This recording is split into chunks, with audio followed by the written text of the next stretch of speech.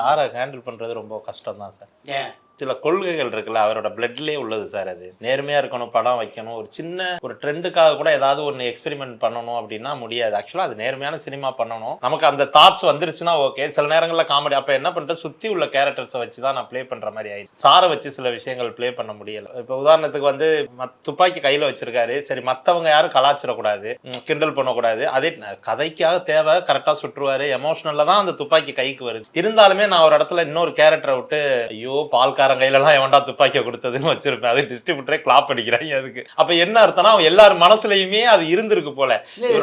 நீங்க எப்பவுமே ஒரு இடத்துல வந்து நம்ம வந்து எதை கிண்டல் பண்ற விஷயமா இருக்கோ அது வெளியால் கிண்டல் பண்றதுக்கு வாய்ப்பு கொடுக்காம ஷோ வந்து அவரை பத்தி அவரே கிண்டல் பண்றாங்க. அதுதான் சார் டெக்னிக்.